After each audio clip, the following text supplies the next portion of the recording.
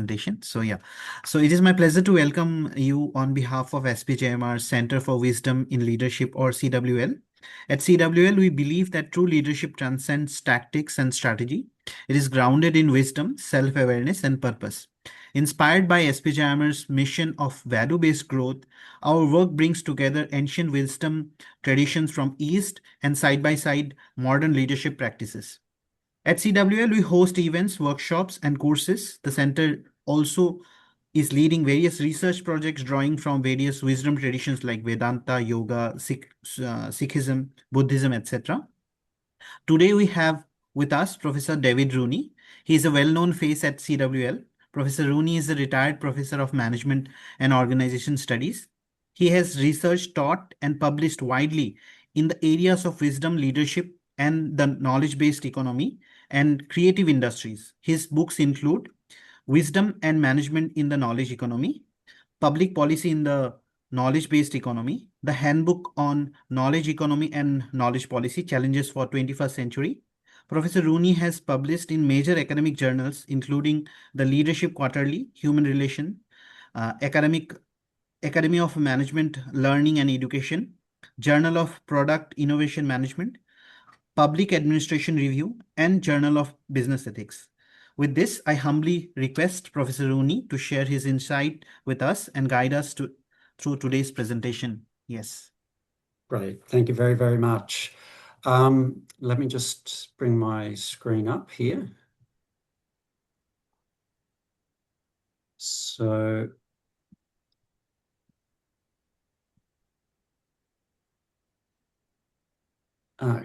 whoops, can you guys see my screen now? Yes, I think you can. So thanks everyone for coming along today. And as I said in the discussion before we started, if anyone has a question to ask or a comment to make as I work through the slides, feel free to just interrupt. And I apologize if I don't have absolute clarity around all the issues that I'm going to talk about today, but I'm still trying to work through it to the point where it becomes clearer what the practical implications are, or perhaps more to the point, how do we get from theory to practice? So I slightly changed the subtitle from Metaphysics to Practical Wisdom's Performativity. So we're going to talk about metaphysics, but not as a purely theoretical enterprise, but as a practical enterprise in the context of what we call practical wisdom, or phronesis. So the general kind of path I want to sort of get us through today, this afternoon, is to talk about why we still need to do fundamental wisdom research. I know that the ancients did a lot of fundamental thinking about the nature of wisdom and the nature of being and metaphysical questions generally, but I guess one of the issues I have with contemporary wisdom research is that it's a little bit unconnected to some of the most fundamental questions about life and existence and humanity, which is the work that metaphysicians do. And I guess my central concern is that you can't be wise in a world that we live in today, which is much, much more complex and much more, there's much more of an existential crisis that we face today than the ancients did. And we can't deal with that uncertainty and the unknowability about our future unless we've done the work to make really sound metaphysical commitments. So one of the things that I think is really central to wisdom is clarity. So not precision, not parsimony, as we tend to think about in a scientific world, but clarity. And I don't think parsimony and precision are the same as clarity. But I'll come back to that problem later. But part of what we do and what I see, particularly in the Western world, and it's probably not as big a problem in India, but I do know it is a bit of a problem, is spiritual bypassing. But I'm going to use spirituality and metaphysics almost interchangeably today. So if I'm talking about spirituality, I'm really talking about something that's uh, situated at the metaphysical foundations of life and existence. So we can also think of spiritual bypassing as metaphysical bypassing. And as someone who's had a very long established mindfulness meditation practice, and I engage with people in Australia and around the world around mindfulness, I'm acutely aware of how much of it is really just been reduced to a kind of therapeutic exercise rather than a spiritual practice. And I'm not saying that to say that a therapeutic exercise is bad. If it makes someone, it heals someone's depression or anxiety, that's a good thing. But it's only scratching the surface of all the things that a spiritual practice, or sometimes I call it a wisdom practice as well, all the benefits that can come from that. And you know, I think it's an even bigger problem in Western communities around yoga practice, which becomes like almost an Olympic sport rather than a spiritual exercise. Now, why I think making metaphysical commitments and thereby not doing any kind of spiritual or metaphysical bypassing of the problems or the practices that we want to engage with in trying to live a wise life is that if you want the clarity that I'm talking about through doing wise reasoning or ethical reasoning or virtue reasoning, is that you need to have some sound commitments to what's really fundamental. So, during the COVID pandemic, I'm sure it was similar in India, but in Australia, hospitals were so overcrowded that doctors had to make decisions about who deserved treatment more than others. And so a lot of hospitals made decisions that people who were, say, over the age of 80 years old didn't deserve the same level of treatment as someone who was, say, 12 years old or 30 years old. And I think we can all understand why they would make that kind of trade-off, if you like, if we can put it in economic terms. But you have to have the clarity that comes from having certain kinds of metaphysical commitments to the value of a life to make those kinds of decisions in a circumstance, in a medical situation where you've sworn an oath to preserve all life. So then if we move on to the bottom of the slide, we talk a lot about embodiment in wisdom. So how do we embody wise ideas? So how do we effectively do wise practices and enact them in our lives and communities that we, or groups that we work in, which could be the family, the neighborhood, the workplace, or many other situations. But I also want to talk about performativity, and where performativity is not just an embodied and enactment of wise ideas, but excellent practice. So the ancient Greeks might have called it praxis, so wise praxis. So you don't just embody a wise idea, but when you embody it and you act it out in your life, wherever that might be, perhaps the workplace, you are a profoundly skilled virtuoso at doing that thing so that you actually achieve what you want to achieve. And so I guess part of my argument is that you can't achieve that level of excellence unless you've done your metaphysical homework, if you like. And so if we can do all of that and we can do it predictably and repeatedly, then we've achieved a kind of practical wisdom. And still the question remains, and I know I think all of us on this presentation are concerned about the idea of, well, how do we develop people so that they can predictably and repeatedly do wise things in their life amongst the messy sort of chaos and indeterminacy and unknowability of the kind of world that we live in.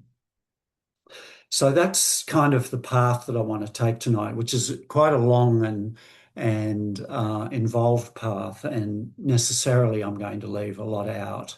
But again, if there's particular things you want to talk about as we go through, just call out and we can discuss that, and I'll be very happy to discuss that. Um, And also, just as a further way of contextualizing this particular presentation, I want to, there's a problem in wisdom research. And that is one of the problems is that we don't really have a voice. We're not really listened to by the people who really should listen to us. And I'm particularly thinking about our political leaders and corporate leaders don't listen to us. They don't even know we exist. So we have to become wiser and more performative about our own life as advocates of wisdom and wisdom researchers and teachers and professors and so on. So how do we better influence practice so that those people who don't hear us at the moment eventually come to hear us? And at the same time, how do we advance wisdom theory? And I still don't see in the wisdom research a lot of advances over what we knew 2,000 years ago. I see some of those findings rephrased in ways that connect it to empirical research data, which is a good thing. I'm not saying that that's a waste of time. It is actually a good thing. But I don't see how we really advance theory, and I don't think we can really advance theory without going back to the fundamentals. Again, back to the metaphysics and the metaphysical universe that we need to bring into play in wisdom research. So I'm saying that in our teaching, in our practice as citizens, but also as researchers and theorists, we need to keep or renew our relationship with the fundamentals. So fundamental ideas and fundamental research itself. And a final bit of context is that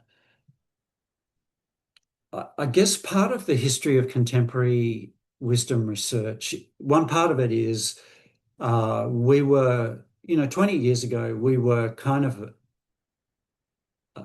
afraid of being dismissed by the journals for being woolly-headed, impractical philosophers. And what we really need is people to do science. And so we kind of are still slightly, it's kind of not an overt trap, but it's still baked into the history of contemporary research, wisdom research culture, that it's got to be either philosophy or science, and we would prefer it to be science if you want to get it published in the top journal. And part of what I'm arguing for in my return to fundamentals is that it's not an either or situation. I think we have to do philosophy and science together as an interdisciplinary pursuit rather than philosophy versus science. So that's kind of the ground rules for what I'm talking about, um, and in particular, I want to talk about the role of clarity, because I think wisdom research itself needs clarity, and to be wise, you need to bring clarity to dealing with those intractable, indeterminate problems that are all part of our current global condition. And we've seen Donald Trump propose to either invade or buy various countries around the world, but he's never really quite sure which. And is he just going to put tariffs on them if he can't invade them? And so we don't really know where we stand with the most important economic and military power in the world. And so I'm going to be jumping back and forth between Eastern and Western ways of talking about philosophy and in relation to wisdom. And just for the moment, I want to just land directly in the ancient Greek world and use their language, although I know that all of these ideas also exist in Eastern philosophy. But the technical foundations, the philosophical, the scientific foundations for clarity involve metaphysics, ontology, axiology, epistemology, virtue, and eudaimonia. And that was true 3,000 years ago. It's all true still today. So let me just quickly talk about what each of those things mean. So metaphysics is really the study and the understanding of those things that are absolutely at the fundamental level of reality, including the fundamental level of what it means to be human or what it means to have humanity. Ontology is the discipline of saying if something exists, how does it exist? What is it like? How do you define it? How do you describe it? And what assumptions do we make about it?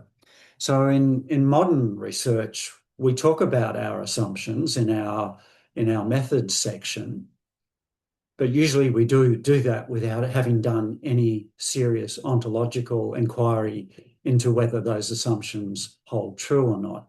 So one area where I think the lack of ontological research shows out very clearly is in emotional intelligence theory. It's almost to the point now where we have to stop talking about emotional intelligence because we can't really work out what it's measuring. It's still held in high regard in popular culture, but if we look at some of the studies that have tried to figure out what exactly is it measuring, then we have to say we're not 100% sure. And so the ontological makeup of something like emotions is enormously complex. And even the idea that you can develop a scale and objectively measure it is problematic to begin with. I'm not saying that it's impossible to do. I'm certainly not saying that it's impossible to develop a scale that has practical utility. But at the moment, I won't talk about emotional intelligence anymore. I only talk about emotional maturity, because at least we know what that is, because people have been studying maturity and emotions in that way for thousands of years. And yes, there's no scale that measures emotional maturity yet, but I would bet that if someone does develop a scale of emotional maturity, it will be more reliable and more valid than the current scales that we use to measure emotional intelligence. I mean, apart from the fact that emotional intelligence is a contradiction in terms, right? Because it's saying that emotions is purely a cognitive thing. So anyway, I won't drone on about that. That's my pet complaint this week. And so axiology then is the study of value and values. And in modern research, we pride ourselves on being values free.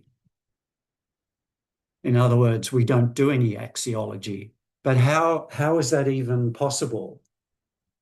How do we decide what is a worthwhile research question to answer? And how do we interpret our statistical data unless we know what value it creates?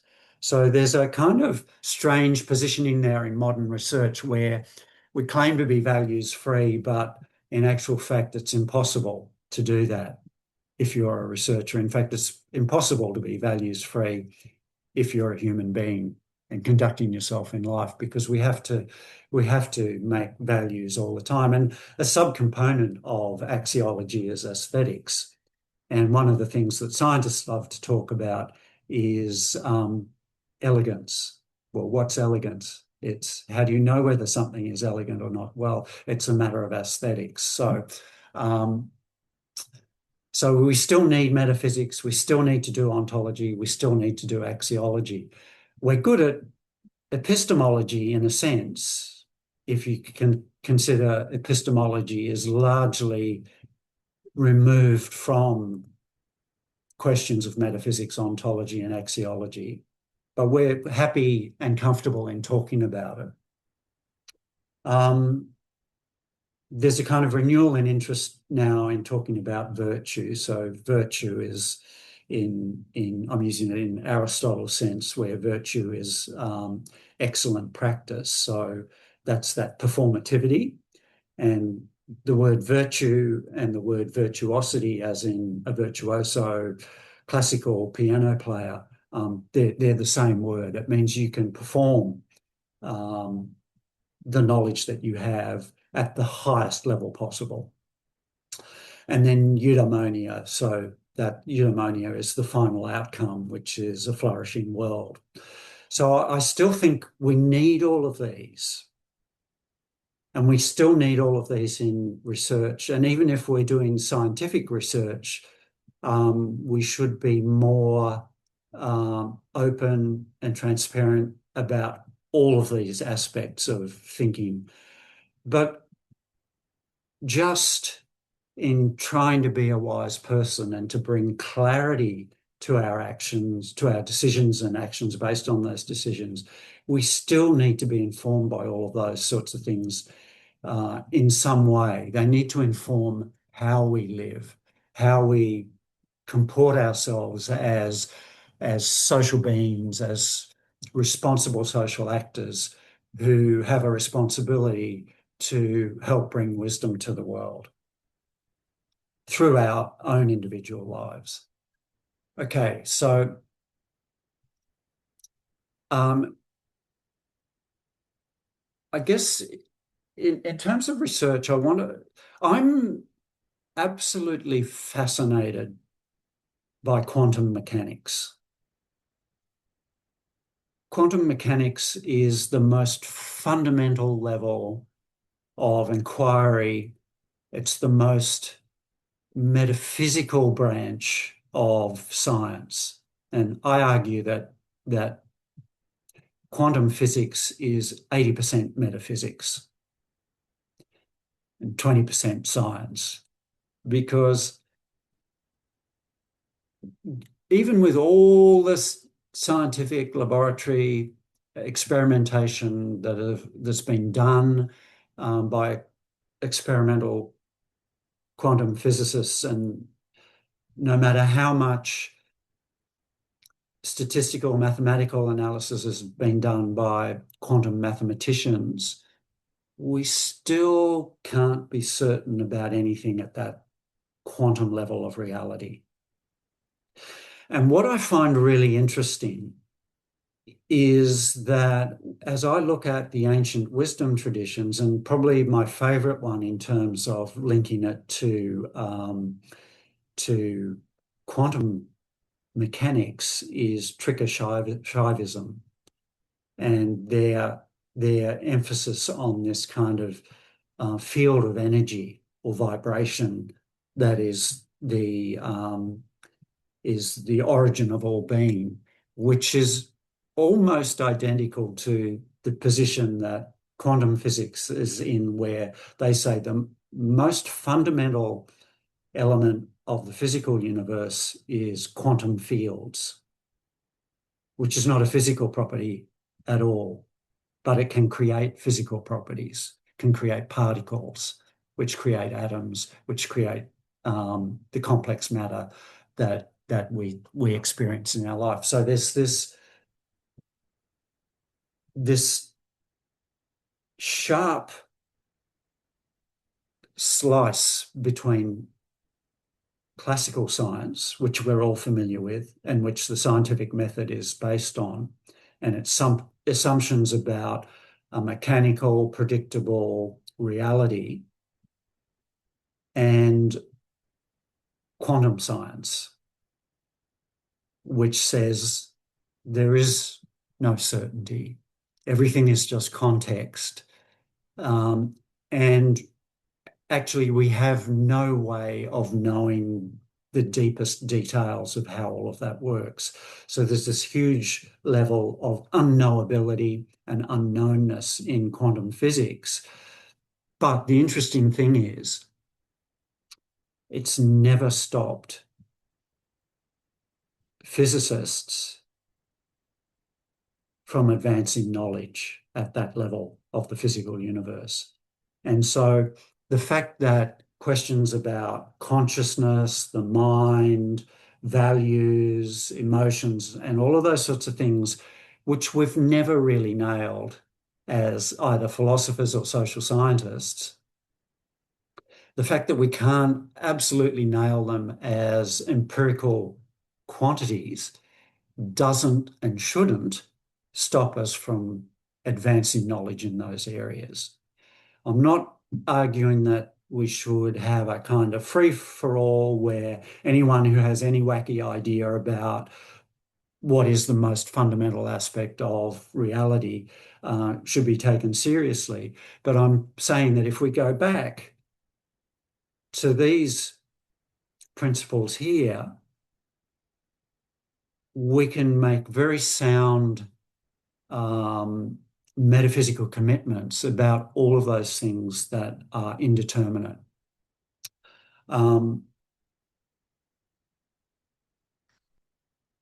And most of this stuff is not really hard-baked into education systems anywhere that I know of, certainly not in Australia. And I think that's a huge problem, where we see our education system as factories for producing employees, because all they have to do is go to work and pick up their paycheck and pay the bills, right? And of course, everyone has to do that. I'm not arguing that we forget about that, but there are more important things than that. And that utilitarian aspect of life will disappear in front of our eyes if we haven't done the metaphysics, the ontology, the axiology, the epistemology, and we can't bring all of that through into virtue and creating a better world. So there is an imperative there. And, I see,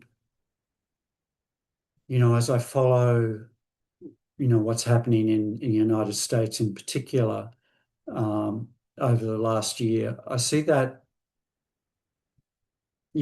civilization is just a thin veneer over reality, and it's fragile. And part of that is liberal democracy. And I there's a deeper set of ontological commitments and metaphysical commitments about what a civilized society is like and what a liberal democratic society is like. And it seems to have disappeared from the conversation. And I don't know if you go on YouTube and just put the search term ice and Memphis in it, and you just follow the brutality that's going on just in Memphis alone in the US, and the absolute breakdown of liberal democracy towards an authoritarian, totalitarian United States. It's and how quickly it's happened. It's quite astonishing. And I mean, if we look at the activities of Russia in Ukraine and Israel in Gaza, and if we look in countries like many countries in Africa, Somalia, for example, we see things that just don't belong in a civilized world. And, you know, we've spent hundreds of years building this um, global civilization, and it's disappearing in front of our eyes. At least I fear that it is. I hope that it's not. I'd love to be wrong. But ultimately, we're not doing the basic homework and building those metaphysical commitments that are required for people to value those sorts of things and to fight to maintain them and insist that our politicians do the same. So there's a very practical element to all of this metaphysical thinking that I've been doing of late. So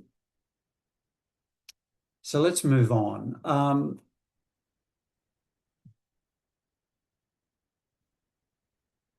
So I think I've already said this, you know, ontology, epistemology, axiology, it all goes together. Um, but for example, we still don't know what consciousness is. Yet, how important is consciousness to wisdom? How important is consciousness to civil society? How important is consciousness to liberal democracies? Well, it's super important for all of those sorts of things. Yet we still don't understand it. And there's even the assumption in liberal democracy of a shared consciousness, of a shared humanity that we are all participating in and that we all have responsibilities to. But I don't hear people talking about that. So there's a spirituality that attaches to the concept of democracy. And we shouldn't be surprised about that. The concept of democracy, the word democracy is a Greek word, and it developed in unison with the development of the ancient Greek ideas around ontology, epistemology, axiology, aesthetics, and wisdom itself. So we shouldn't be surprised that all of these things fold together. They all wrap together in a single package um, of things that inform how we should live and how to actually go about living that kind of life. So so there's a metaphysics, a spirituality. I don't mind for the purposes of today. And in other situations, I would split out spirituality from metaphysics because there are many different categories of metaphysical phenomena, and spirituality is only one of them. But for today, I'm really just mostly focused on the spiritual elements of metaphysics because of that sense of us um, having a deep human need to respond to something greater than ourselves and to belong to something greater than ourselves. Um, and so I'm using Dharma, virtue, virtuosity, all as a kind of a compressed set of ideas here. But the important thing is what I think Aristotle would have called situated excellence. So for Aristotle, and people in wisdom research really don't understand this today. What Aristotle was saying about practical wisdom was that it's situated. So it needs to be practiced in a specific situation according to the needs of that situation. So a situation will occur and there's a larger context around that situation. So Russia invades Ukraine. That's a situation. That invasion and that war is a specific situation. And within that war, there are points of conflict or battle that are even more specific kinds of situations. But there's also a historical, cultural, political context around all of that. And so what Aristotle was saying is that if you want to understand that war in Ukraine, and you want to act with practical wisdom in that situation, you have to allow that situation to define exactly what wisdom is. So to do that, you need clarity. And to have that clarity, you need to be able to make very important, very deep and fundamental metaphysical commitments about what's right and wrong, what's good and bad, what's acceptable and unacceptable. What's ethical, what's unethical, what's legal, what's not legal. And so it's the situation that defines what wisdom is. So if we go in there to act, we have to be able to think through that situation in the context that it's in, to come up with the right course of action. And clearly, Donald Trump hasn't been able to do that. Joe Biden couldn't do it, because that war's been going on for what, 4 years now, and there's still no solution to it. Although at least once a month, we hear the American government saying, "Oh, we should have a solution to this war within the next few days," and I heard that said again yesterday. Um, So in terms of that metaphysical commitments, the kind of spirituality that you need, there's also consciousness involved in that. So what kind of consciousness do we need? What level of consciousness do we need? Well, we don't really know anymore. We've gotten so lost in the idea that consciousness is just a bunch of neurons interacting together and that they reach a certain critical mass of numbers of trillions of connections, and all of a sudden you get consciousness. Like, to me, that just sounds childish. Um, and so we need to have metaphysical commitments about what consciousness is and how we achieve certain kinds of consciousness that we need in those situations that would enable us to bring wise outcomes to it. So it's clear to me that the kind of consciousness that Vladimir Putin has, the kind of consciousness that Donald Trump has, and the kind of consciousness that Vladimir Zelensky have, are all very, very different kinds of consciousnesses, and they're not connecting. And if they don't connect, why are we surprised that there's no solution? We're seeing the same in Palestine. There's levels of consciousness that are not speaking, or kinds of consciousnesses that are not speaking to each other. And I heard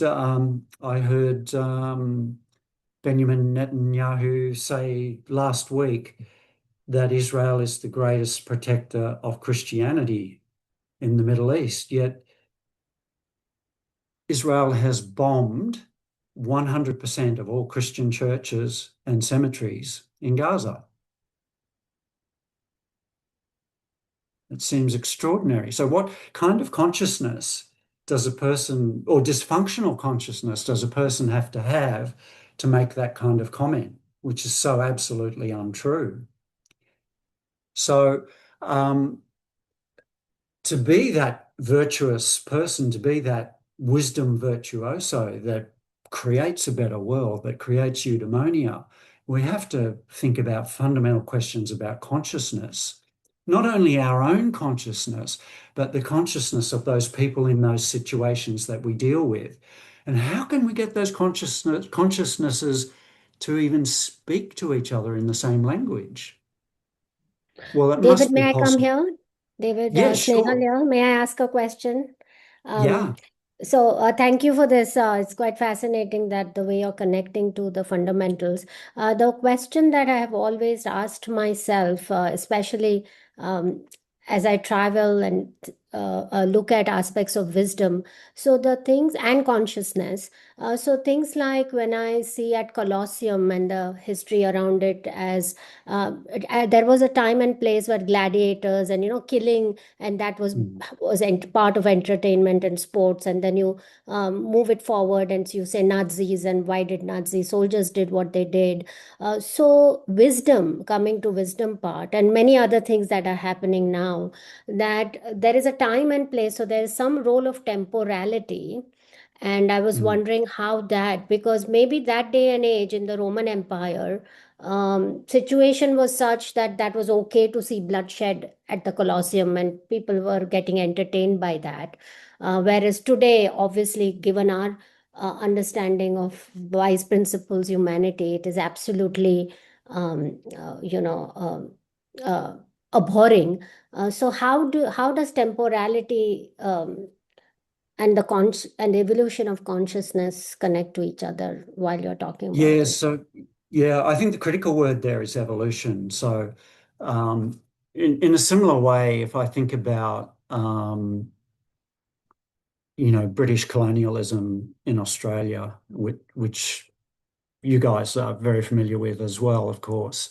Um, and a lot of the assumptions that our colonial masters made about how they should treat people. And so my heritage, my ancestors are Irish, and so Britain colonized Ireland.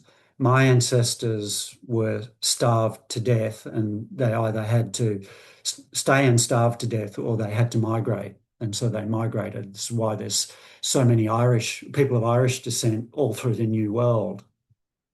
Um, and I'm sure that those British colonialists felt absolutely certain that they were doing the right thing, that my Exactly. ancestors were inferior. The Aboriginal first people of the Australian continent were inferior. I'm sure they were well-meaning about that, but it's an evolution, and we can't really use those excuses anymore because we live in a globalized world. We've had 2,000 years of practicing um, civilization. We've learnt so much from all the philosophers and the social scientists and the historians and um, even the arts teaches us about the evolution of civilization. And so we don't have, I mean, I'm sure that future civilizations will look back on us as being somehow uncivilized too. And I think what we have to, so we're in a situation too. We're situated in history at the beginning of the 21st century, and all we can do is our best. We can use our best knowledge and our best tools. And I think that's really what we need to focus on. Let's not get distracted by wondering what are people going to say in 2,000 years about us, because we don't know. I mean, there may not even be people still on this planet in 2,000 years. We just don't know. I mean, it's a possibility that there will be no one here. So we don't know. And all we can ever do, I mean, students have so many times asked me about, well, what can I do? I'm just an undergraduate. No one listens to what I say. I have no power. I have no influence. I have no status. And I think my response to them is learn what you can and do what you have the resources to do. And I think that's all any of us can do. And there's a kind of humility in that. There's a humility, but also an ambition. So the ambition is, I will learn what I can and I will develop the skills and the practices that I can to the best of my ability. Um, and the humility is we have a finite set of resources available to us. And we also work often in an environment that's not going to help us very much.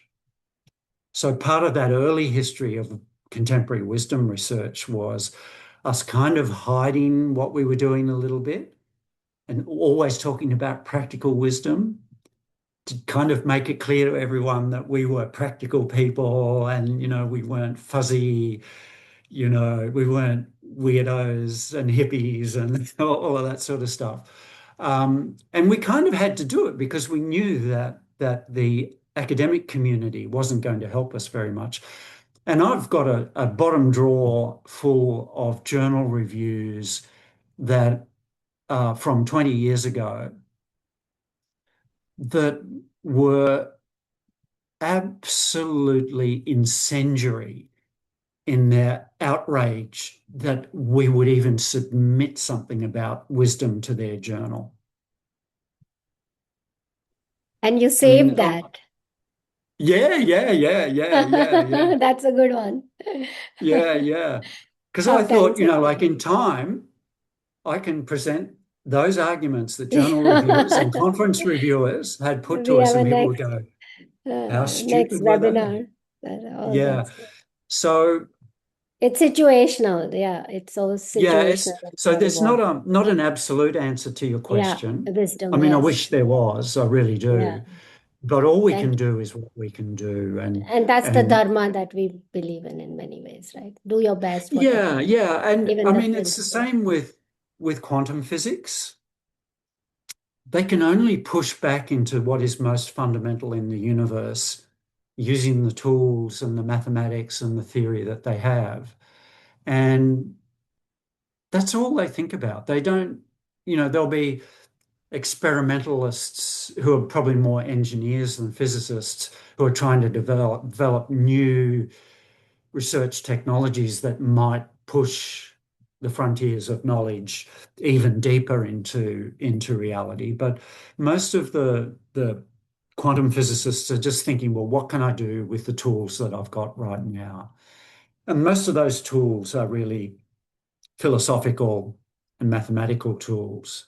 And those mathematical tools are really um, uh, tools of metaphysical logic. I mean, they're incredible tools. I mean, despite the fact that quantum physicists cannot be certain about the truth of any of their theory, it's the only science that has the capacity for 100% accuracy in its predictions, which is kind of extraordinary given that they don't really know what's true. But I take that as encouragement for us. We don't really know what's really true about consciousness and about value and about the nature of humanity and all of those sorts of things. But if we use the tools that we have, thousands of years of knowledge that we have, surely we could at least be 90% of the way to the truth about it. And so what encourages me is if I look at all of those ancient spiritual traditions, whether they're in the East or the West, and then I look at that the whole edifice of fundamental physics. There's so many points where they come together and make basically the same observation. They might give them different names and they might give slightly different ontological explanations about the way they are made, but ultimately they're saying the same thing. So if I even look at the differences between how Hindus and Buddhists understand the self, where Hindus say, well, there is a self, and Buddhists say there is no self, and they literally call it no self or non-self. but they're all both, even though they appear to be contradicting each other, they're both saying the same thing.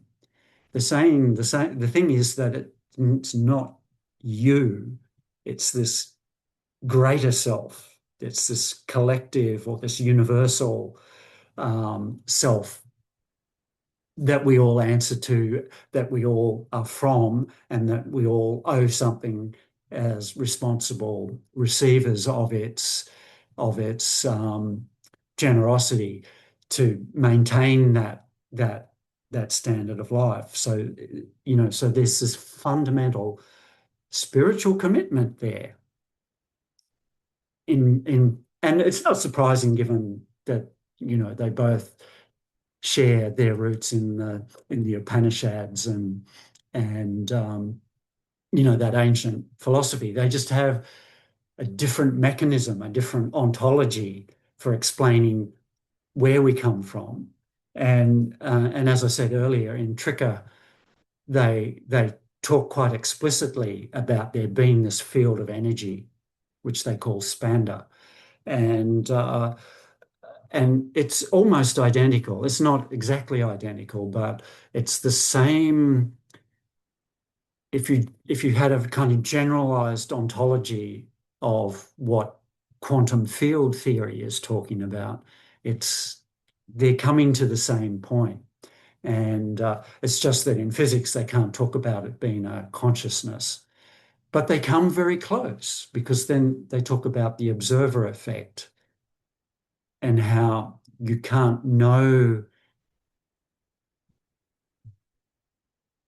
what reality is until you take an observation of it, because really at the bottom of reality is this field of indeterminacy, this field of just context. And as we observe it, and they still don't even know, they still can't define what an observation really means. So there's still this incredible vagueness and uncertainty. And Richard Feynman, who's one of the greatest American physicists of all time, he said, anyone who says they understand quantum mechanics doesn't. Because to understand the state of knowledge about quantum mechanics is to understand that we don't understand it. And it's funny, in wisdom research, we often joke, if you meet someone who tells you that they're wise, they almost certainly are not wise. So it's it's a great question, and I think it's a really important question. And I think having that two components of humility and ambition are the important things. So humility is that we really don't know, but the ambition is that we have some tools, we have some resources, we have some knowledge, and we should do the absolute best we can in our situation right now, even if it means in 2,000 years' time, people will look back on us and say, gee, they weren't very smart.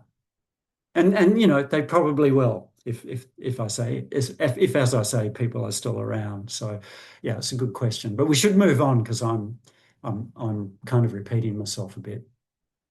Okay, so let's not get stuck in this, but there's, what have I got? 2, 4, 6, 7 different levels of higher consciousness there. And I don't see anywhere in the contemporary wisdom literature where people are really talking about all of that. On the ASTI scale, there was, not in the current version of that scale, but there was on the original version of that scale, questions about cosmic consciousness. But that's been removed because I guess psychologists are embarrassed about talking about cosmic consciousness. And I mean, the word cosmic really sets people off. And cosmic is just a word that's used to refer not to the universe as a whole, but the structure of the universe. And if we talk about cosmic consciousness, we are just saying that we think consciousness is part of the cosmic is part of the structure of the universe. And it surely is, because consciousness does exist, at least on this planet, and we all have it. And so does nearly every kind of life form on this planet have consciousness. We might just call it awareness or environmental awareness, so responding to light and dark, for example, but it is a form of consciousness. So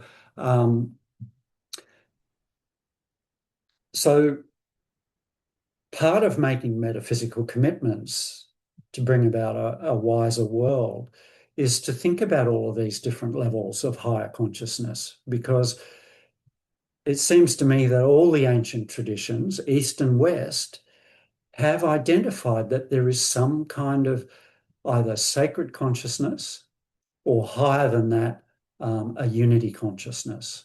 So if we look at Christianity or the three Abrahamic religions, they stop at sacred consciousness because they're saying that wisdom comes from God. But as philosophers, we can go higher than that and say, well, there's a unity consciousness.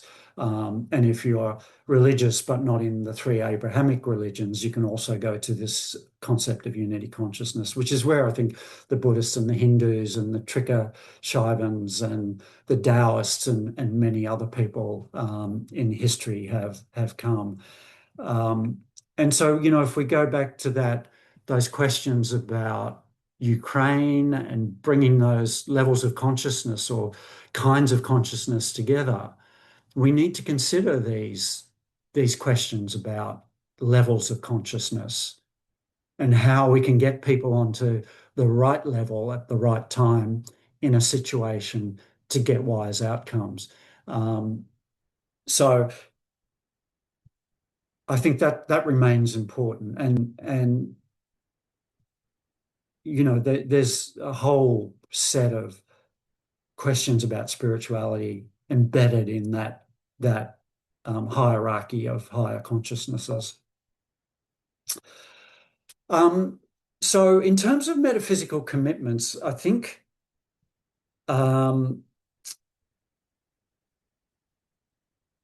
that in that middle set of bullet points, so one of my favorite quotes of all times is from Socrates, who says, "The only thing I know for certain is that I know nothing for certain," which is the foundation for the Socratic method of questioning. I first heard that as an undergraduate in a psychology class, and the professor who was teaching it was a night class, and he was addicted to cough medicine, and he would show us little movies, and while the room was in darkness and he was showing these little short movies, he would be drinking on his cough medicine bottle, because they had all sorts of drugs in them back in those days that they don't put in cough medicine anymore. But anyway, it was a very confusing course for me because he was really into the philosophy that underpins psychology. So he's very much about the philosophy of mind, philosophy of consciousness, the most fundamental questions about epistemology and so on. And he said, he introduced me to this idea of Socrates, and I've already mentioned the Feynman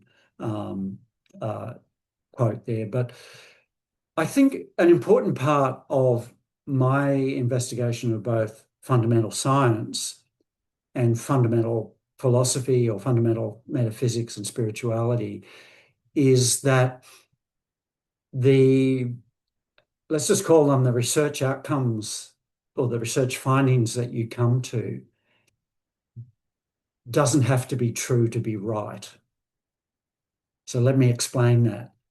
We may not know the truth of something, but that doesn't necessarily prohibit us using those findings from rigorous metaphysical inquiry to find the right outcome for the situation we face. Okay, so if the situation we face is that we're a professor teaching first year physics and we have to show the students the double slit experiment, we still don't know if the theory behind the explanation of the double slit experiment is true or not. But we know 100% with certainty that if I do that experiment, I will get the right predicted outcome that those students need to see. So that's a relatively simple situation. And of course, let's say, if we go back to the Middle East, solving all the problems of the Middle East is a pretty complex set of problems and the way they interact. So we can talk about the relational ontology of the problems in the Middle East. So what is it in the relations of all of those fundamentals that makes it go wrong? And I guess what I'm arguing is that part of the relational dysfunction of the Middle East is to do with levels of consciousness and how they don't speak to each other at a spiritual level. And it literally becomes religion, because we're really talking about the conflict between Islam and Judaism, and to a lesser extent Christianity. But in actual fact, they're all the same religion, and they all have the same hard-baked problem in consciousness, which is sacred consciousness, where wisdom comes from God, and God says, you are the chosen people, but not them. So the Christians are the chosen people, but not the Muslims and not the Jews. The Jews are the chosen people, not the Christians and not the Muslims. The Muslims are the chosen people, not the Jews and not the Christians. So you can see how at a level of relational ontology, in that kind of fundamental kind of consciousness, it just never works. I mean, there are ways to get into that problem using social identity theory, but I don't want to talk about that today. That's a topic for another day. And that's a very powerful way of understanding that dysfunction and helping to find solutions. But if you're really in there, part of those negotiating teams that have to find a way to bring about peace, you're not going to do it, and they are not doing it because they don't have the functional, the high quality metaphysical commitments that would enable them to unify those consciousnesses. And we have to just admit that reality is indeterminate at its most fundamental level. I mean, I know that when I wake up in the morning, I'm going to go through a series of steps, and the first thing I do when I wake up is I will meditate, and I've been doing that for 30 years now. And then when I finish doing that, I'll get dressed, and then I'll catch up on the news for today. And then when I finish that, I'll get in my car, I'll drive into town and have coffee with friends. That's pretty predictable. But below that mundane reality, there's an indeterminacy.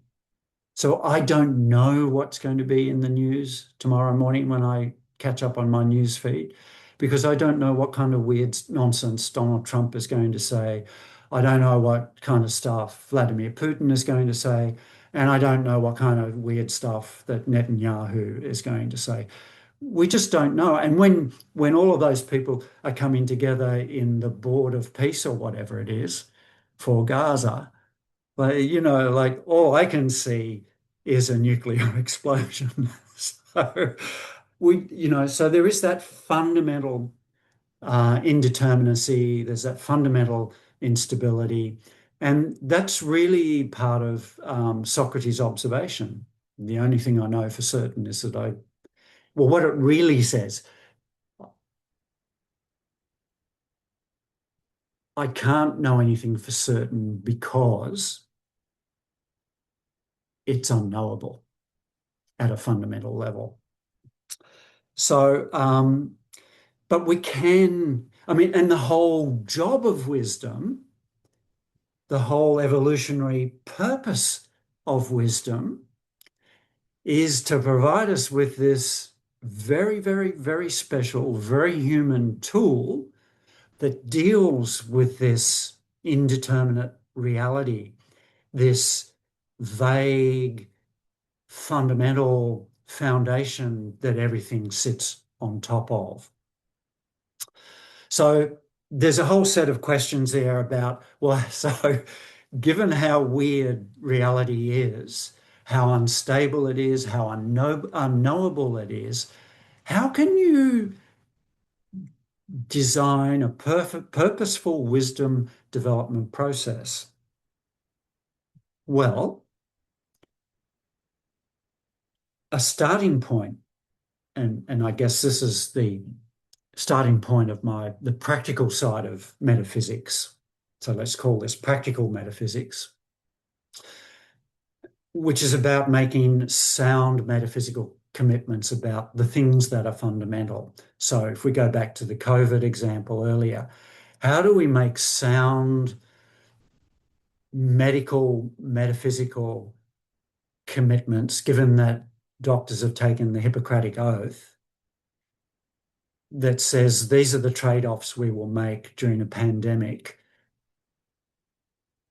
that says these people will be admitted to emergency rooms before this other group of people.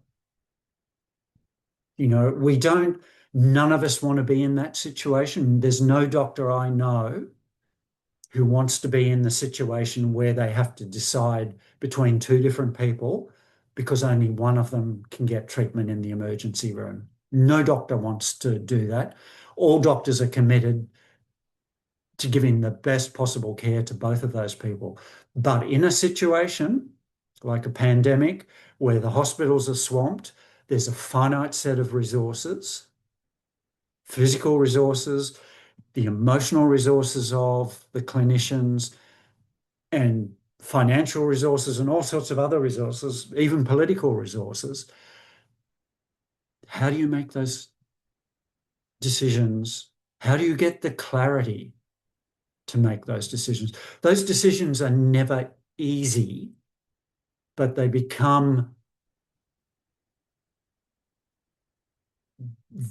diabolical situations or decisions that you can make more quickly if you have clarity. Not more easily, but more quickly. And in an emergency situation, speed is of the essence. So mucking around and taking 2 weeks to make that decision is going to see a lot of people who don't deserve to die.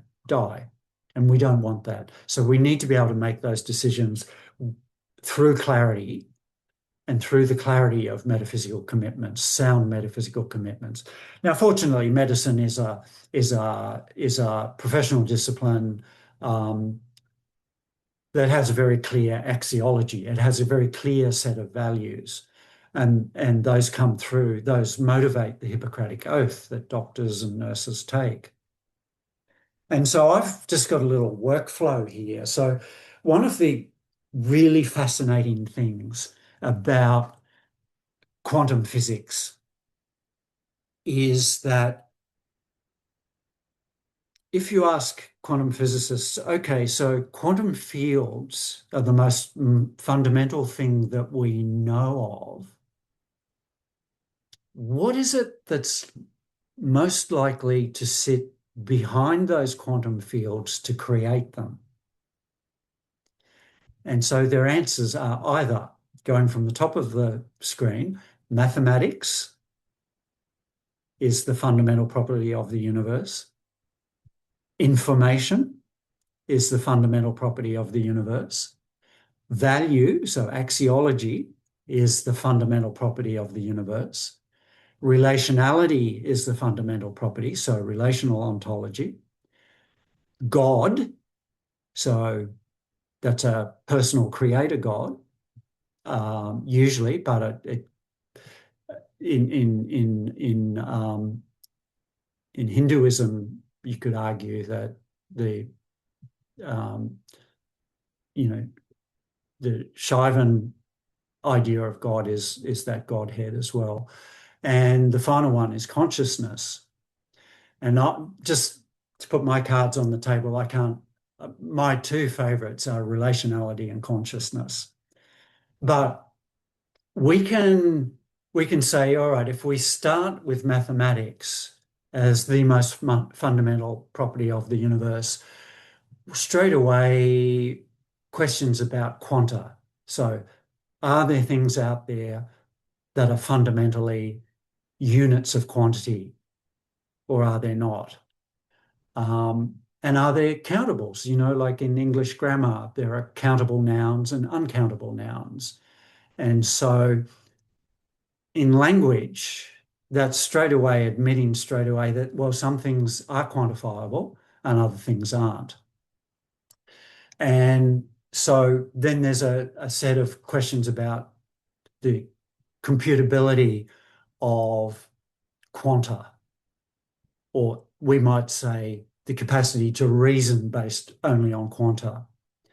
And, you know, we can rehearse all the arguments that happened, 30 years ago during, towards the end of the epistemology wars between quantitative social science and qualitative social science.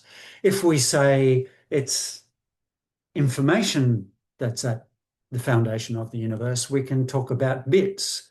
We can talk about aboutness. We can talk about portrayal. We can talk about, in other words, there's the role of information is really to create the features that ontology would include in its descriptions of reality, or its descriptions of how different aspects of realities are connected to each other.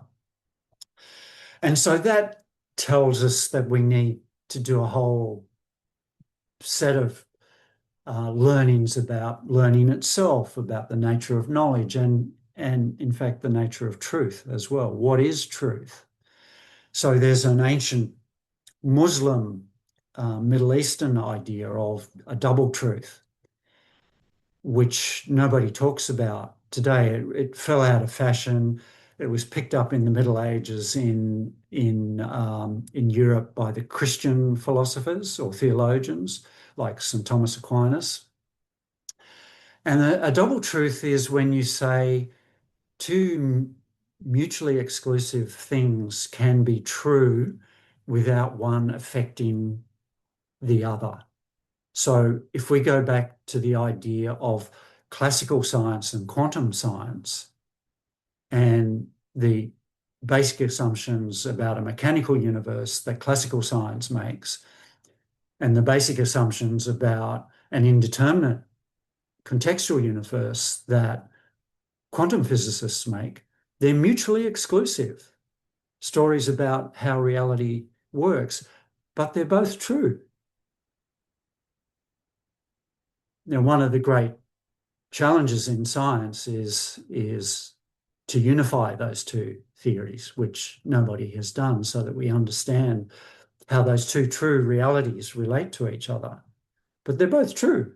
We can make good predictions about both realities, even though they seem fundamentally separate from each other, but they must ultimately be connected in some way that we don't know about, and that potentially we will never know about because we don't have the cognitive or the mental or the mind or consciousness machinery to ever properly know about the truth of those things.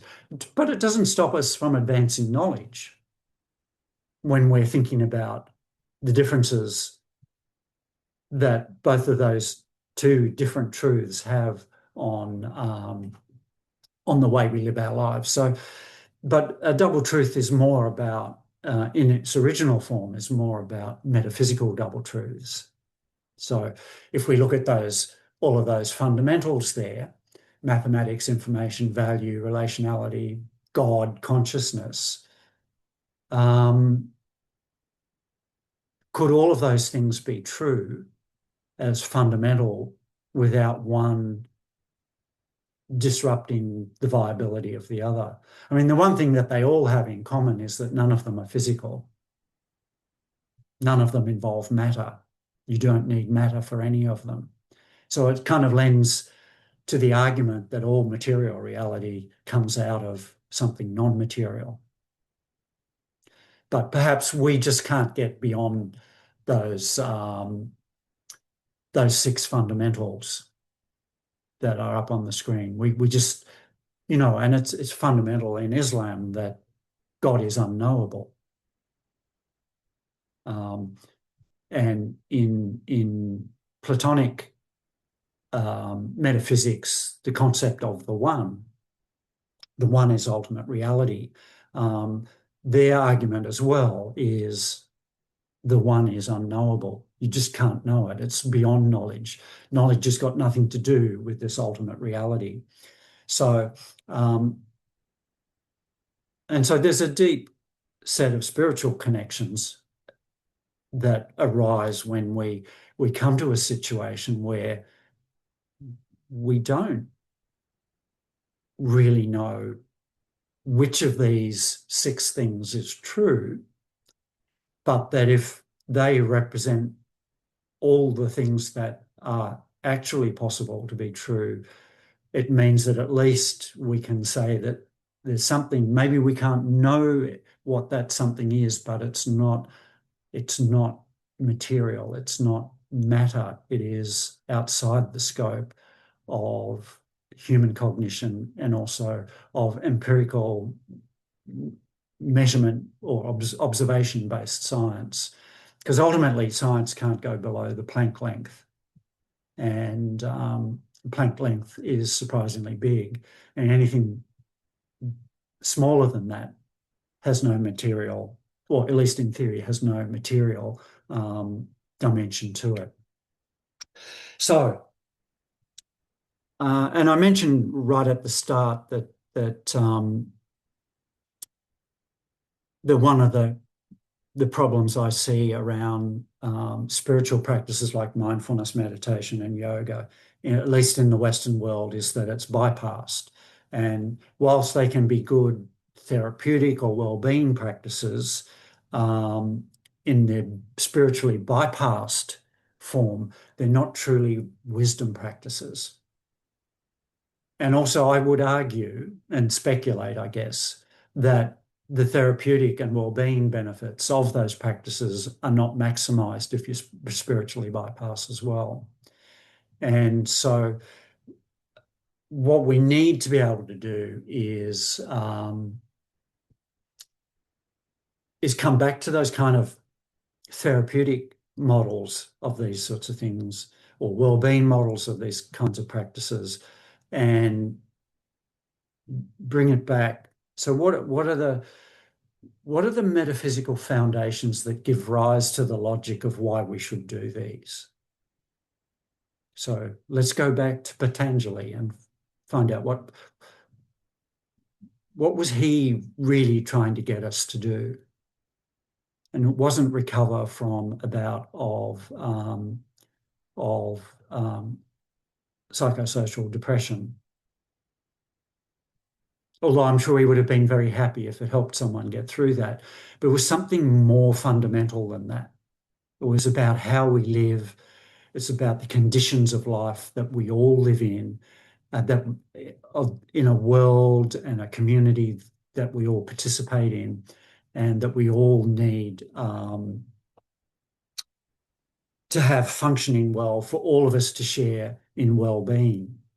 So if we look at the distribution of well-being in society globally, it's very unevenly distributed today, with some people living incredible, wonderful lives full of meaning and hope and everything else, and other people completely destitute.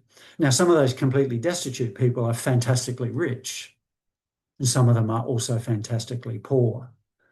So, so something has really gone wrong at the metaphysical level. And so we still need to maintain some level of respect for the spiritual traditions and the ancient philosophers. And I mean, I'm not saying that we have to become ardent supporters of a particular philosopher or spiritual leader, We can develop our own hybrid models, but let's do it in a very disciplined and very informed way that is oriented towards wisdom.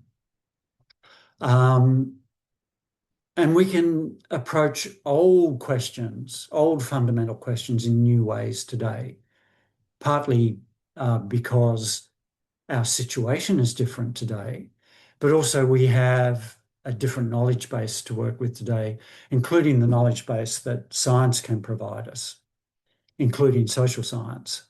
And what I think is most important is to avoid rigid doctrinal commitments. So one of the other great weaknesses of the Abrahamic religions is that they're incredibly doctrinal.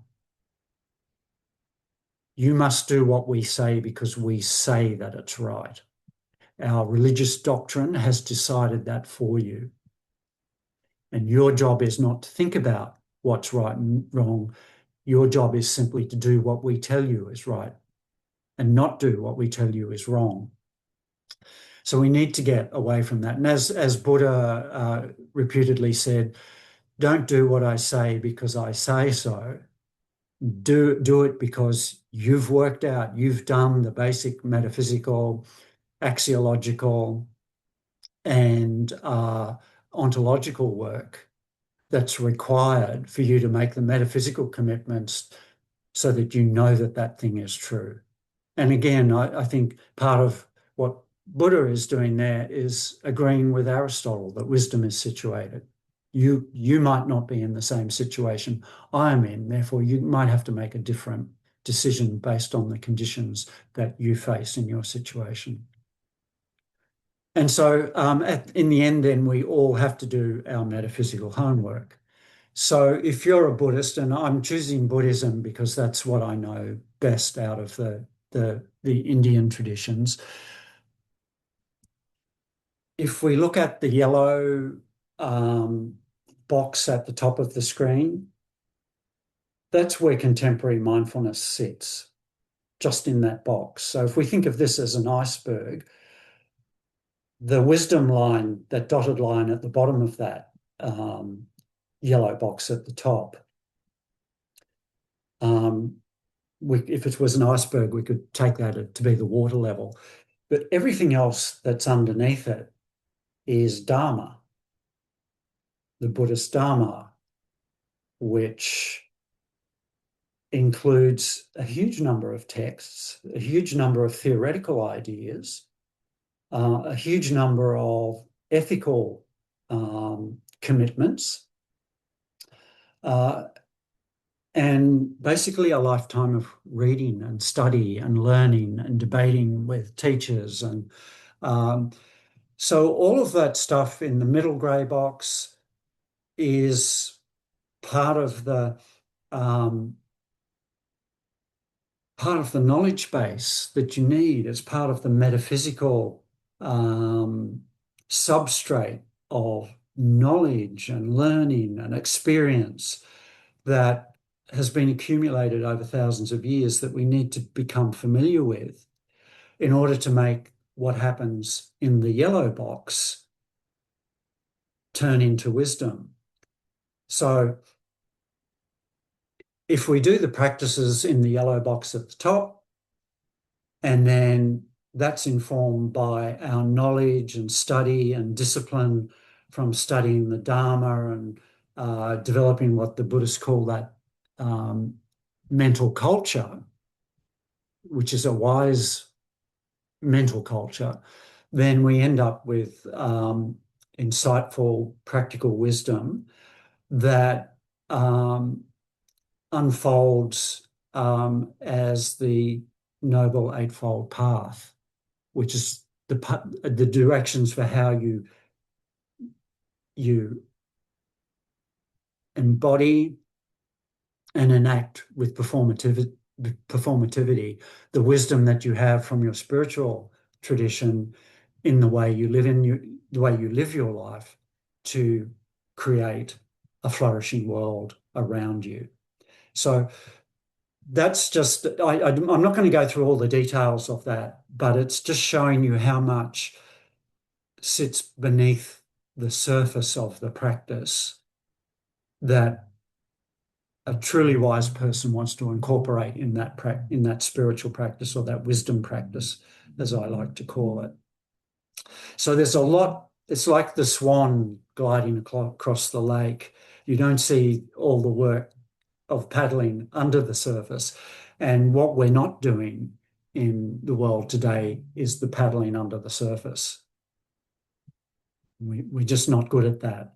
And so we need a renewed commitment to the metaphysics, to the ontology, to the axiology, to the epistemology, and to the virtue that comes out of doing all of that intellectual and ethical and moral work that gives you the clarity to know how to map out a noble path for yourself through life so that you create well-being for the community. I don't even know why I put this in, but that's a kind of a fuller representation of the the Buddhist progression that ends up in nirvana, which is liberation from suffering and the grind of real life. We tend to stop at the social practice wisdom part, the noble eightfold path of how you actually live, and I'm okay with that, because I think that's one thing we haven't got right, and we have to get right because of all the people who come after us. If we don't get it right, then it's not right for the people who are coming up, future generations that are coming behind us. And hopefully, though, we all find liberation in some way. And so we need to be able... Did someone ask a question? No? Yeah, Okay. actually, I also wanted to highlight that we are time. So maybe if you can wrap up quickly, and then Okay. maybe we can take up a couple of questions. Yeah. Yeah. So really, I'm arguing here that we become good at wise reasoning, or what Aristotle would have called ethical or virtuous reasoning. And I've said all of that already. We need to get from theory to embodiment, from embodiment to enactment, and from enactment to performativity, which is kind of also the true outcome of Dharma. So all the knowledge, all the resources, all the tools we already need to get us most of the way there already exist in our world. Some of it has been forgotten, but none of it has been lost, and we can recover it. And a big part of the job of contemporary wisdom research is recovering that, giving it a voice, and demonstrating how it's practical. We'll skip over that. And I guess just to finish off with, I'm going to say we need educational policy reform. We need to reform our curriculum. We need to reform the goals of what it is our educational system is really aiming for. Is it really true that all we can manage is to produce good employees? Is that really all we're capable of? I don't think so. We need to kind of promote a shift to this way of thinking that says all of these very fundamental things that create the clarity that we need. We need to promote that shift, and it needs to come into the curriculum. It needs to be a basic part of how we develop in life. And we need to respect this community of minds, this unity consciousness, and we need to figure out how we can all communicate on the same bandwidth in that community of minds. And finally, we have to be able to cultivate those communities in ways that support the emergence of collective wisdom, not just individual wisdom. So, okay, I shall stop right there. And thank you, everyone, for listening. Any questions? Yeah, I think Yes, questions. Guninder, yeah, you had a question. You can ask. I can go? Okay, I'll ask the question. Thank you. Thank you, Professor David, for that. So I had a question in the very beginning. You already answered that through several slides, specifically towards the end. I do have a follow-up to that. Uh, and I'm taking an inwardly view of the metaphysical homework or metaphysical commitment that you say that as individuals, as an individual, what sort of metaphysical homework and prep work or commitment should I make? Although you did mention that borrowing something, learning something from ancient traditions, scriptures, Upanishads. So in that sense, there is a lot to take from and then apply those principles in our daily life. And at the same time, you also mentioned that the swan analogy. So a lot of things have to happen underneath the water so that there's a smooth flow. Now we Yeah. are trained from now. Here is the question. Uh, Now, as part of our education, all that education and training is very, like you said, utilitarian in that sense, and it is industrialized. Our trainings and lives are industrialized in that sense. So, as an individual, how do I find those? It's an open question. How do I find those feedback mechanisms to know whether the homework that I'm doing, is it actually making me progress in the right direction? uh, Most of it will be internal cues, and then for that also I have to go back to scriptures and then learnings. But then is how do I know whether I'm moving in the right direction, whether my homework is correct or not? Yeah, well, so I guess an important thing is that you can't do it on your own. Hmm. And so in that sense, what I think, we all need a teacher or a guru or a guide or some people who we trust who Hmm. have done a lot of the work already. I think that's important. Now, for people of our age, that won't necessarily be people in the education system, although it still could be. Um, and I guess there's no, I mean, if I think about my own journey, it's, I've really just followed my curiosity. So that's one way of doing it, is just following your own curiosity. Um, Another way is to align yourself with a teacher or a guru who guides you all the way along the path, or along that path for maybe 2 years, and then you find another guru who then leads you for another few years, and you keep progressing. Um, uh, Look, I don't think it matters that much as long as your your quest is an authentic one, and you're prepared to match what you learn with what you do or how you behave in life. I think those are really important things. And I don't think there's one most important thing that you need to start with. I think anywhere you start in that spiritual, metaphysical domain, um, and probably narrowing the metaphysics down to spirituality is probably as good a starting point as any, because you're right away talking about, well, what is this connection that we have to all reality, including to all other people, including people who are long since gone from the earth, and all of those people who have not yet come here. So that might, but whether there's a particular book you need to read, I mean, a lot of the most important insights I've had is by reading contradictory things. So I mentioned that contradiction between the Hindu idea of self and the Buddhist idea of self. And I couldn't, as a Westerner, I just couldn't understand the concept of non-self. I just couldn't. And what helped me to understand it was reading the Hindu idea of this unity self. And when I realized that they were both actually talking about the same thing, that's when I understood what Buddha meant by no self. Because they're the same, they're asking us to do the same kind of practice in life. They just have a different way of talking about it.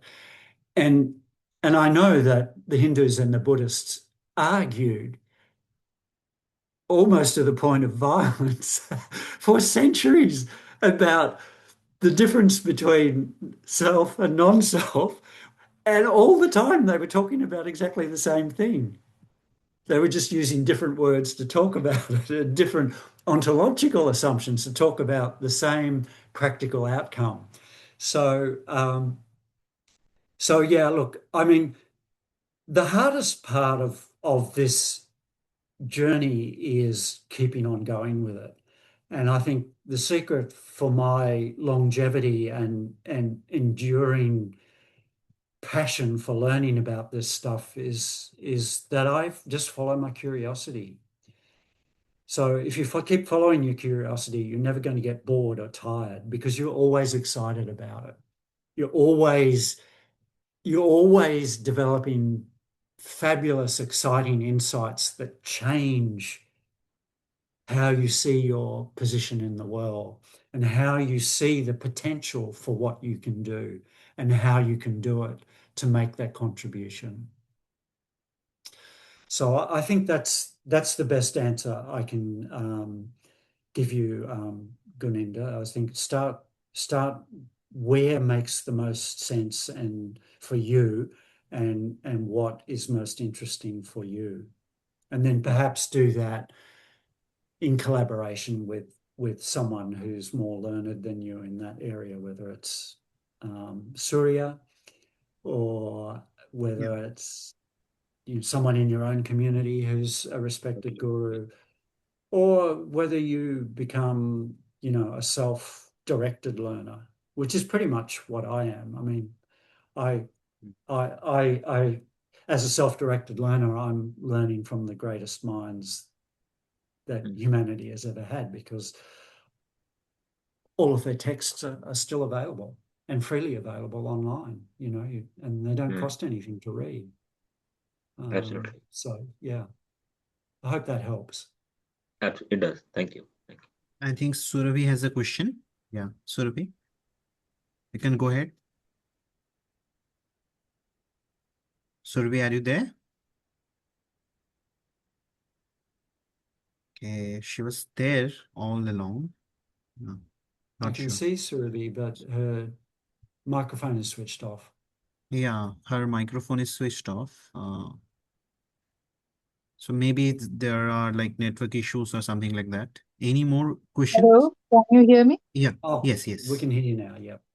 Yeah, hello, Professor David. How are you? Hello, Surya I'm sir. good, Surabhi. Nice to see you. I'm not sure if you remember me, Professor David. I was in your class when you had visited SPJMR a long time back. I remember. Yeah, definitely. So I hope I great can and come so and do another class one day. that would be wonderful. What's your Yeah. So question? I have a question that you all along you were saying that this cannot be done with a spiritual bypassing. So I was wondering, will it be a good idea to connect with, if you're talking about religion, then religious leaders who are not indoctrinated, because they would have access to the kind of knowledge and in-depth understanding of religious scriptures and from them the nature of consciousness, which we might not have as outsiders. So that is one question. Should we align with them? Should we find people, let's say, scientific or religious leaders who are scientists, Yeah. basically? So I mean, And one question. Right. Looking at your slides, do phenomenologically conducted interviews be the right methodology for these kinds of inquiry? Because we want to delve into people's experiences. Um, their lived experiences about consciousness and other things. Yeah. So the short answer to both of your questions is yes. But taking the first question, yeah, I mean, people, teachers, gurus, guides who have a broad knowledge of different traditions are always going to be better for you. Whether they're religious people or philosophers or scientists doesn't really matter.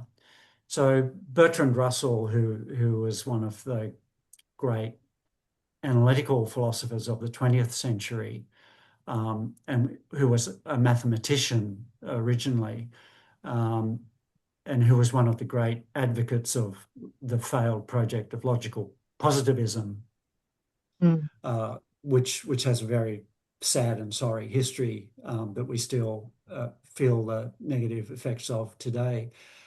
He was a great humanitarian, and in actual fact, he published a newspaper article or a magazine article way back in the 1940s that predicted exactly what is happening in Israel and Gaza and Palestine today. And he was a very well-read individual who read philosophy and science and spirituality, but he wasn't religious at all. He was an avowed atheist. So people like that, I think, definitely in the frame. And even if I look at some of the early, the so-called schoolmen who were the St. Thomas Aquinas and so on, who were Middle Age philosophers, Christian philosophers in the Middle Ages, they knew Islamic theology, they knew Christian theology, they knew Jewish theology, they knew quite a bit about Buddhism and Hinduism. They knew a lot of stuff from a lot of places. And although a lot of their work has been turned into doctrine in later centuries, but if we could bring, St. Thomas back to life, he would be a great guru, I think. Meister Eckhart, who was a Christian mystic in Germany in the Middle Ages, he was very well read, and he felt truly committed to doing a lot of very deep contemplative practice, and then taking what he'd learned in that contemplative practice and teaching it to ordinary folk, farmers and blacksmiths and traders and whoever he could reach. And he was almost a rock star in Germany in his day. People would travel for miles on foot just to hear him speak and talk about the insights that he'd had into the nature of reality. So learned people, as you say, who have resisted becoming doctrinal, are always going to be better because they've got a broader base of metaphysical resources with which to make their metaphysical commitments. And because they've got that broader base, the way they bring those commitments together in specific individual situations can also be very, very different. Whereas if you're a doctrinal thinker, then you have one solution for all situations. And that, as we know today, just doesn't work. Now, with your second question, phenomenology and phenomenological interviewing is a really good way to do what you want to do. It's not the only way, but it is a very, very good way of doing it. The only kind of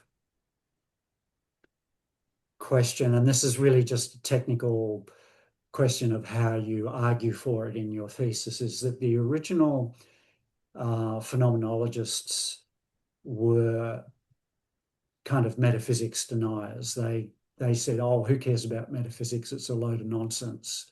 What we want is a qualitative model of research that doesn't get involved in metaphysics at all.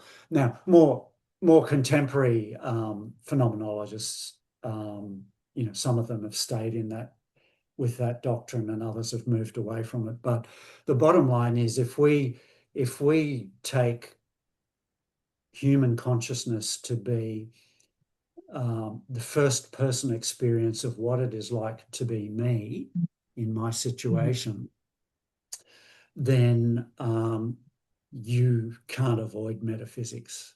In fact, there's no dimension of life where you can avoid metaphysics. It's just impossible. If you are invested with human consciousness, it's everywhere.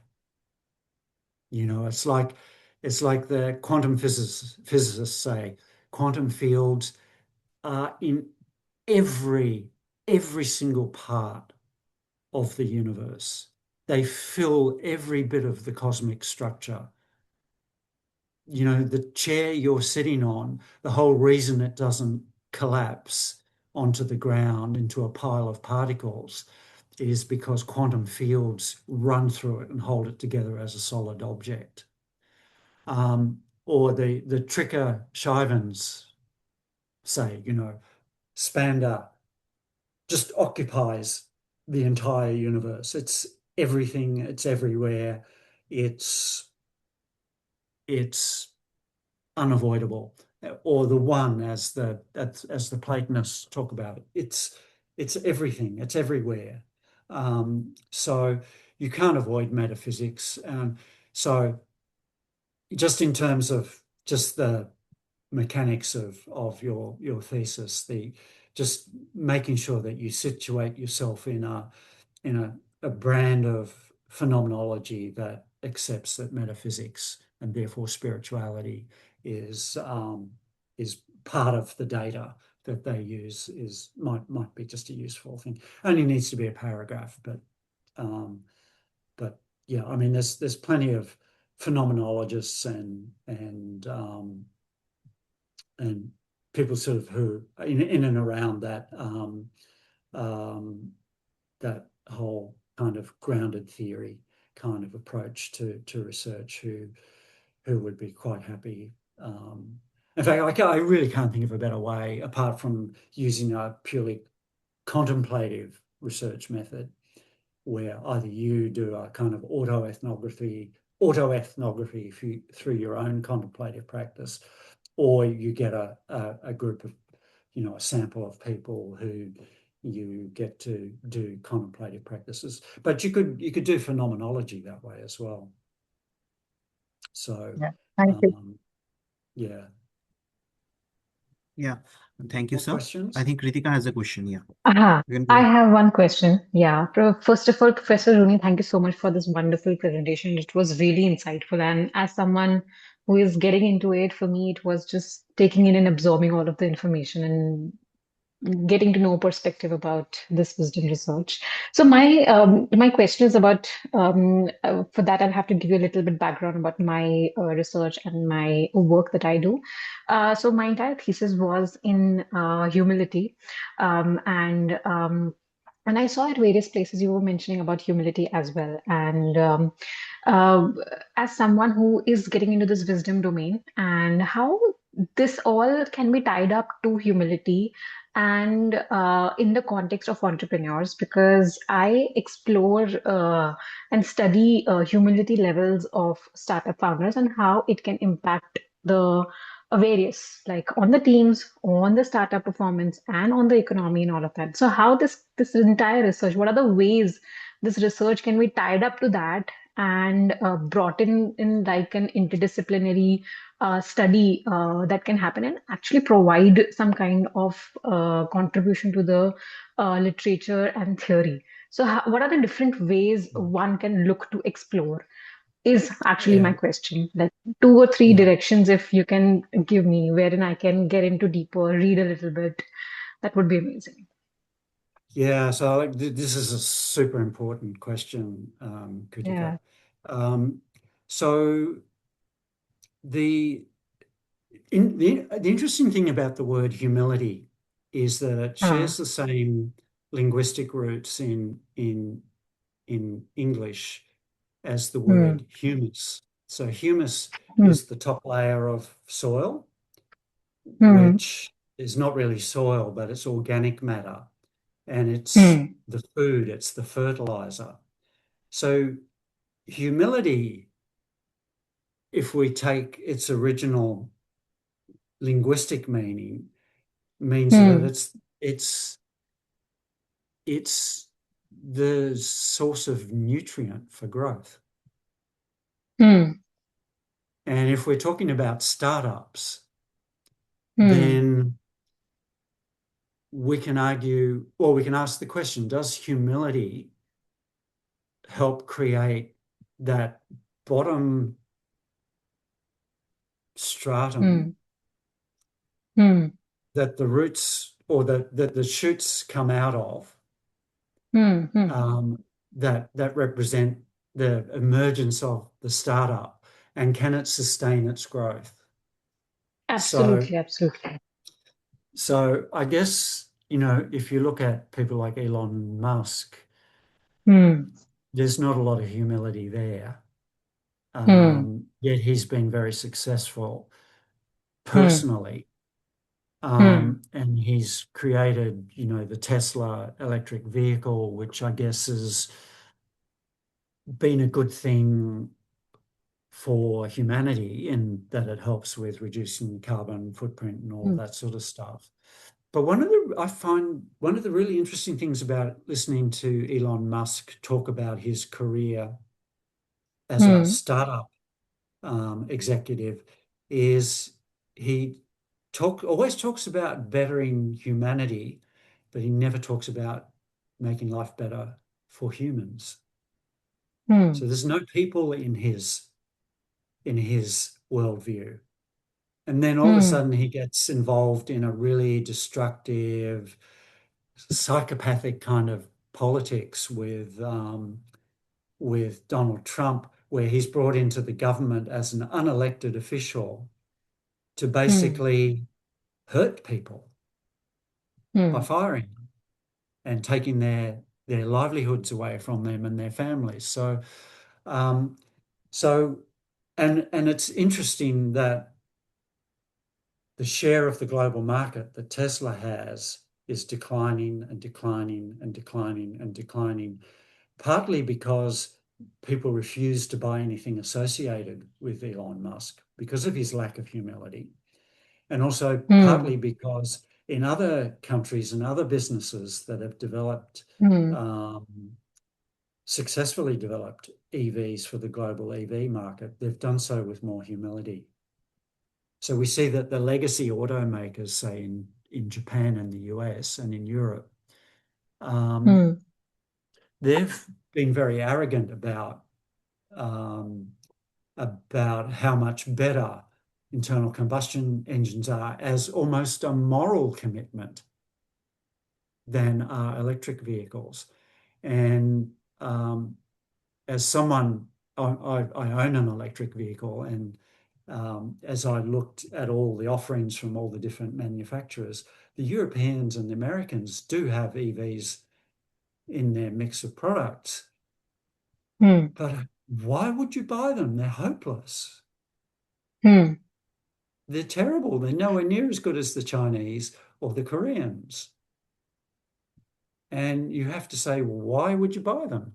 And so now probably more the Europeans than the Americans are eating humble pie, and they're going to China and saying, can we learn from you? And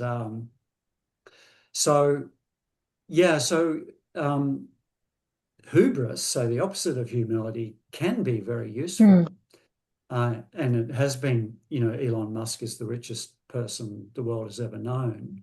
So it's been great for him. But if you're a shareholder in Tesla and you're seeing your share price decline because everyone profoundly dislikes your CEO, it doesn't present good value. And if you're someone who's in the market to buy an electric vehicle, and you're saying, well, I'll buy one, I just make sure it's not a Tesla, then there's real implications there for startups. Now, the other side of that is in innovation studies, probably 10 years ago, we started hearing about the dark side of innovation and the dark side of creativity.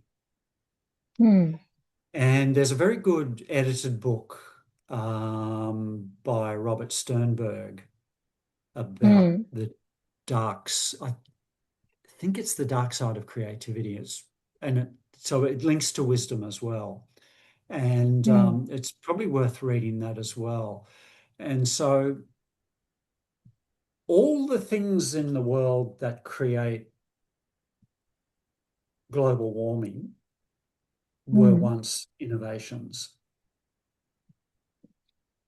All the things in the world, like smartphones that stop us communicating with the other people around us when we're sitting on the bus or the train, started out as innovations. And so the very idea that all innovations are necessarily good is deeply, deeply questionable.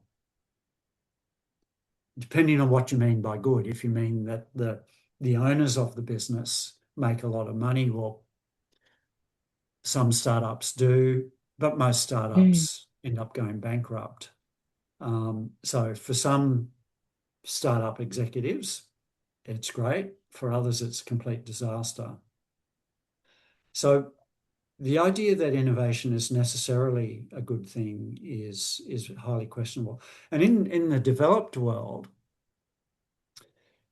what's more valuable than technological innovation is actual business model innovation. So if a startup invents a better, higher definition, more colorful television, it really doesn't make the world a better place, but it probably will make the investors in that startup quite rich. But at the end of the day, in 2,000 years' time, those people that we were talking about before aren't going to be reviewing what we did today and say, you know, they messed up a whole lot of stuff, but my goodness, they had great TV sets. You know, they're just not going to say that. I mean, like, who cares? You know, and they're not going to say, oh, and their smartphones, what a great idea that was. You know, it really made the world a better place. You know what I'm saying? Or they invented a new flavor of ice cream. They're not going to judge us our worth based on those kinds of innovations. What the world needs is innovations that contribute to wisdom.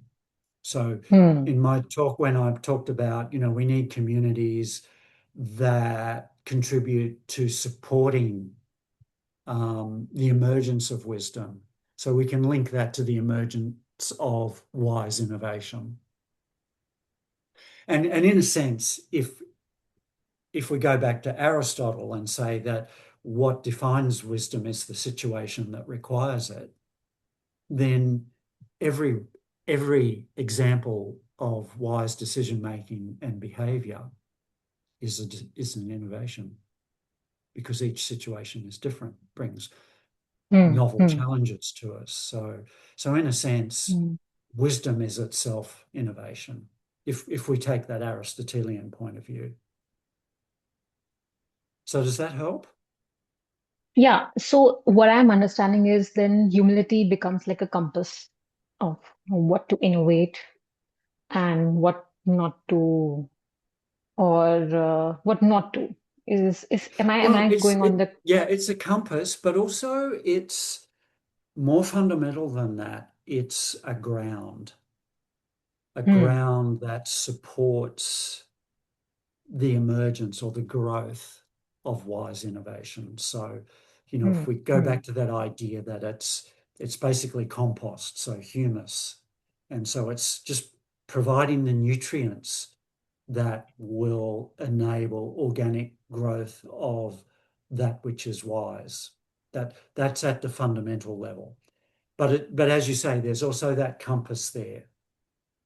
But the compass only works to give you clarity about direction if that fertile soil is there in the first place, because it's that Got it. fertility that makes the seed germinate and then makes that initial shoot go in a particular direction so that it grows up into the sun and can grow leaves and flowers and fruit and whatever, all those sorts of things. One of the reasons I love humility is because of that linguistic root in the word humus. So it's beautiful. It's about nourishing. And so it's about nourishing that virtuous, ethical driving force that makes innovations help us achieve a wiser world. Yeah, I think that makes sense. And that's actually a perspective that could be like an add-on to what perspective I had. Thank you so much, Professor Rooney, for that. Yeah, and it would be interesting to, I'm sorry I might have a view about this, but to look into, where you can translate words like humility into Sanskrit or into Hindi or any of the hundreds of different dialects around India, and whether there's some other insight that you can get about the fundamental value of it from So those in Bhagavad translations. Gita, so while I was doing my literature review, I also referred to some of the scriptures of Indian wisdom, and there's a verse that I'm forgetting the number of the verse, but in that Shri Krishna mentions 13 virtues that a man should have, and the main virtue, the foundational virtue through which these all of the 13 virtue comes is termed as amanitvam. And when you convert humility in Hindi, it is termed as amanitvam. I hope so. This is what my understanding was. My interpretation was of that particular verse. So I had just read and referred to that particular verse. I'm sure Professor Surya would be a better person to suggest what it actually meant and if my interpretation was correct at all. So he actually found out that humility is the foundational virtue, and through which the other virtues emerge.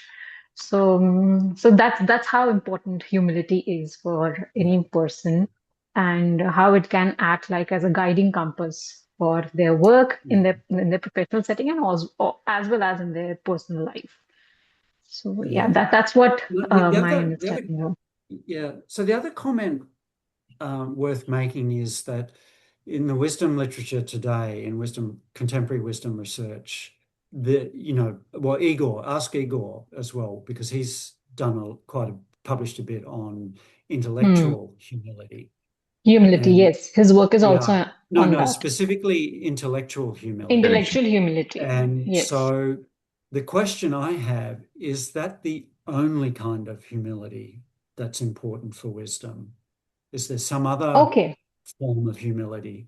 And I would bet that the ancient Greeks probably set out a whole taxonomy of different, like they have a whole taxonomy of different kinds of love. I think there's either 7 or 9 different kinds of love. So we might find in the ancient Greek literature that there's a whole taxonomy of humility, because they talked about humility quite a bit. And we might also find that in the Upanishads, for example. So it'd be worth thinking about, well, what are the other versions of humility? Is there, moral humility? Is there a kind of Yeah, I think Professor Surya wants to humility say something. around self and other, Yes, individualism. yes. Yeah, Yeah, exactly. yeah, Yeah. yeah. I think So this is a there's good a lot.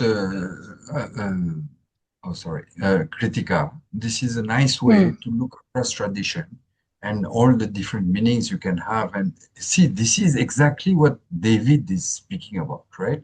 When you trace the metaphysical roots, so whether it's at the level of values or the way you see the individual within the universe, what is his place? Okay, is he like the ultimate, let's say, the most evolved creature, or is just one of the creature which finds itself in an interconnected world? You see that all this metaphysics that he is speaking Yeah. about has its meaning, right?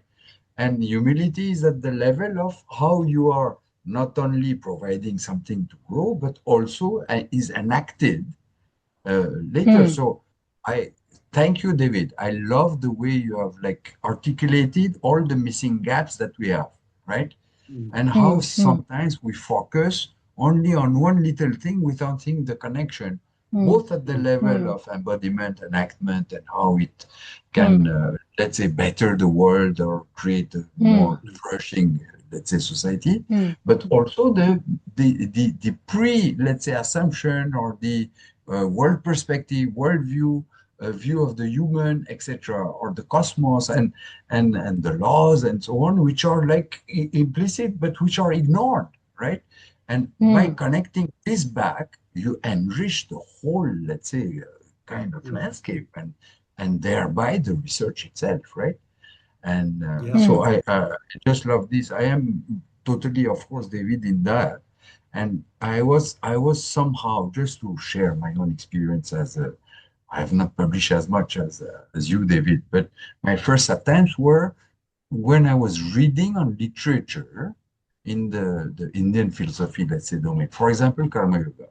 Karma Yoga is becoming studied from a pure instrumental and operational point of view, right? That's all, which is good. In one way, it gives some ideas, but it is totally disconnected from all its metaphysics, as you say, right? And it is rich, right? And why do we take this out, right? So I love the direction you're pointing us to let's say explore further, David. Yeah, wonderful. Yeah. I mean, look, Also, I don't have it all as clear in my head as I would like it to be, Yeah. but it's getting there. Also, Yeah. if you could get like a copy of your presentation for us to maybe spend time with it, would also be Oh, sure. Yeah. amazing. Of course, he will share. Yeah. I'll if I don't send it today, someone just email me and I'll Yes. remind me to send it. Then Jisha will remind you. Okay, so I will just Okay. before Banajit you close. Really, I would like to thank you. It was worth spending more time than what we had planned.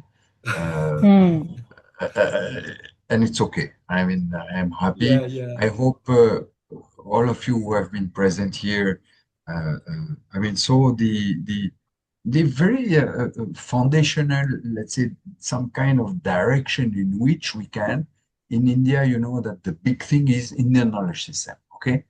And the risk in going into this is like cutting it into some pieces and divorcing it from this, what David has been speaking about. So it's a good, let's say, kind of repositioning and recentering and anchoring ourselves in some depth when we are doing some research, right? So this is how I will conclude on my side. So thanks again, David. Yeah. Banajit, Thank all you, My yours. Professor pleasure. David. I've enjoyed Thank you. and Yeah, great I questions also from everyone. like Really the great presentation very questions. much.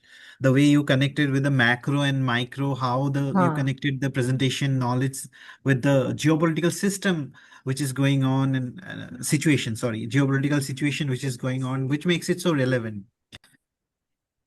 Like to thank you and thank everyone for attending this presentation. And this presentation will also be available in our SPJMR's YouTube channel for anyone to go back and refer to the things that were discussed. So that's thank you, everyone. Yeah. Thank you for My making it pleasure. public so And that everyone could attend this. Thank you for making it public. thank you. Yeah. Okay. Thank you, I everyone. would end this session then. Yeah.